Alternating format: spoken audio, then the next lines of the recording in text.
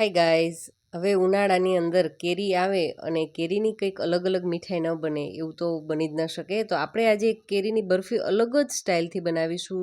બિલકુલ યુનિક જ વસ્તુ અને મોસ્ટલી ઘરની અંદર અવેલેબલ હોય એવી જ વસ્તુનો ઉપયોગ કરી અને કરીશું. તો એમના માટે થઈ અને એક કેરી લીધી છે અને કેરીને આ રીતે નાના નાના પીસીસ કરી લેવાના છે. કેરી છે એ થોડી વધારે પાકેલી હોય, થોડી મીઠી હોય એવી સિલેક્ટ કરવાની છે ને એકદમ રસદાર અને ભરાવદાર કેરી છે.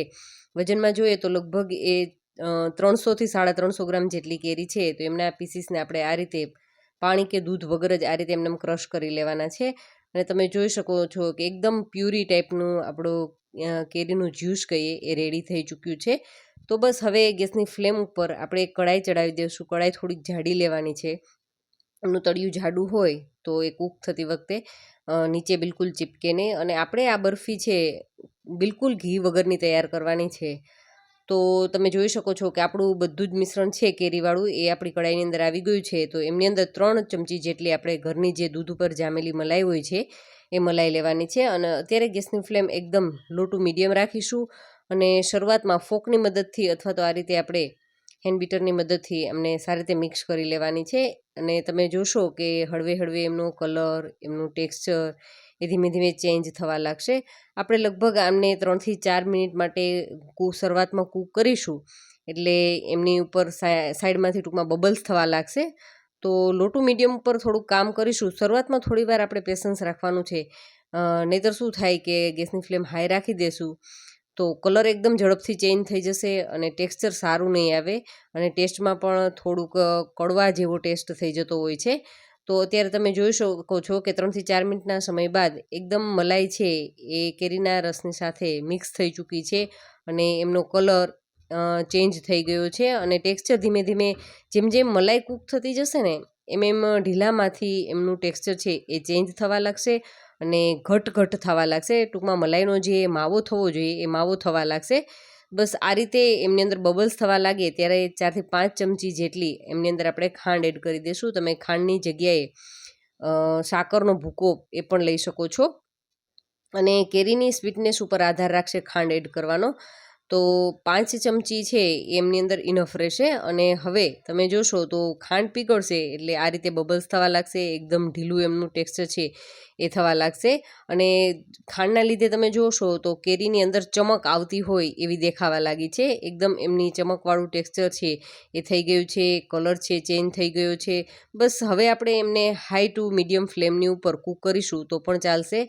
અને હવે આપણે એમને ટેસ્ટને વધારે સારો કરવા અને એમનું ટેક્સચર છે એમને ઝડપથી ઘટ કરવા માટે થઈ અને નાળિયેરનો જે ભૂકો એકદમ જે નાયલોન ખમણ આવે છે સૂકું કોપરું જ એ આપણે લીધું છે.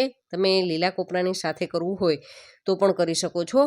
પણ લીલા કોપરાની સાથે એમને કૂક થવામાં થોડો વધારે સમય લાગશે. પ્લસ લીલું કોપરું છે એ દરેક જગ્યાએ દરેક વ્યક્તિ પાસે અવેલેબલ પણ હોતું નથી.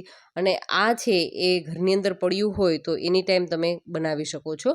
અને હવે એમની અંદર ચપટીક એલચીનો પાવડર છે એ એડ કરી દીધો છે. બિલકુલ ઓપ્શનલ છે. તમને જો બિલકુલ જ કેરીની ફ્લેવરની સાથે મજા માણવી છે આમ બરફીની તો તમે એલચીના પાવડરને પણ એવોઇડ કરી શકો છો. અને જુઓ હવે એકદમ સરસ આપણું મિશ્રણ છે એ ઘટ થવા લાગ્યું છે.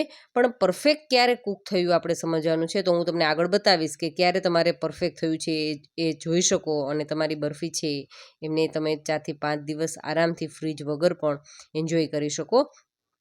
તો ધીમે ધીમે તમે જોશો ને કે આ રીતે આપણે ચલાવીશું. અત્યારે ગેસની ફ્લેમ લો ટુ મીડિયમ રાખી શકાય. અને હાઈ તો બિલકુલ અત્યારે આ બેઝ ઉપર તો નથી કરવાની, નહીંતર એ નીચેથી ચીપકી જશે. અત્યારે પણ તમે જોઈ શકો છો કે ધીમે ધીમે તો એ થોડું થોડું ચીપકે છે પણ એ પ્રોબ્લેમ નહીં થાય. બસ જો હવે આપણું મિશ્રણ છે ઘણું ઘટ થઈ ગયું છે. એક જથ્થામાં આવવા લાગ્યું છે. તમે ફેરવશો ચમચાને આ રીતે તો આપણું બધું જ મિશ્રણ એકી સાથે હલે છે. એટલે એ સમજવાનું છે કે આપણું મિશ્રણ છે આમ તો કૂક થવાને આરે આવી ગયું છે. અને સાઈડ પરથી તમે જોશો ને કે આપણે જે મલાઈ એડ કરી છે ને એમના કારણે હળવું હળવું એમની અંદરથી ઘી પણ નીકળતું એવું લાગે છે. અને આગળ હજી પણ હું તમને બતાવીશ કે પરફેક્ટ કૂક થયું કે નહીં, એ હળવું ઠંડુ થશે એટલે ઓટોમેટિક ખ્યાલ આવી જશે. હવે એક ઘીથી ગ્રીસ કરેલું કોઈ પણ વાસણ લેવાનું છે, પ્લેટ લીધી છે મેં નાની એવી, તો એમની અંદર આપણું આ બધું મિશ્રણ છે એ લઈ લેવાનું છે અને આપણે એમને સારી રીતે ફેલાવી દઈશું. ડીશની અંદર સારી રીતે ફેલાવી અને આપણે એમને ઠંડુ થવા માટે રાખવાનું છે. તો તમે બહાર એમને ઠંડુ 2 થી 3 કલાક માટે, અથવા તો તમે હળવું એવું ઠંડુ થઈ ગયા બાદ ફ્રીઝરની અંદર 10 થી 15 મિનિટ માટે રાખશો તો પણ એકદમ સરસ એ ઝડપથી સેટ થઈ જશે. હવે થોડુંક મિશ્રણ આ રીતે હળવું ઠંડુ થઈ ગયા બાદ હું તમને બતાવું કે હાથ ઉપર આ રીતે લઈ લીધા બાદ જુઓ હાથમાં બિલકુલ ચીપકતું નથી, એમની ગોળી છે વળે છે. આ રીતે થઈ જાય એટલે તમારે સમજવાનું છે કે આપણી આ મેંગોની બરફી છે એકદમ પરફેક્ટ થઈ ચૂકી છે. હું તમને એકદમ નજીકથી બતાવું તો તમે એમની ચમક જુઓ, એકદમ સરસ મજાના ચળકાટવાળી બરફી અને બિલકુલ નેચરલ કલરની સાથે પ્લસ બિલકુલ નેચરલ ફ્લેવરની સાથે, કોઈપણ જાતના એસેન્સ વગર પણ તમે એકવાર ચોક્કસથી ટ્રાય કરજો. ખરેખર જે રીતે આપણે ઘણી વખત મીઠાઈઓની અંદર એસેન્સ યુઝ કરતા હોઈએ છીએ, પણ આ એકદમ નેચરલ એસેન્સ વગરની અને બિલકુલ કેમિકલ ફ્રી અને એકદમ ઝટપટ, મુશ્કેલથી મુશ્કેલ તમને આ બનાવતા 10 થી 12 મિનિટ જેટલો જ સમય લાગશે. એટલા સમયની અંદર એકદમ જબરદસ્ત ટેસ્ટવાળી મેંગોની બરફી છે એ રેડી થઈ જશે. જો મિત્રો આજનો વિડીયો તમને કેવો લાગ્યો એ મને ચોક્કસથી કમેન્ટ કરજો. અને જો વિડીયો સારો લાગ્યો હોય તો વિડીયોને લાઇક કરી અને ચેનલને સબસ્ક્રાઈબ ચોક્કસથી કરજો, કારણ કે સબસ્ક્રાઈબ કરવું બિલકુલ ફ્રી છે. Thank you for watching this videos.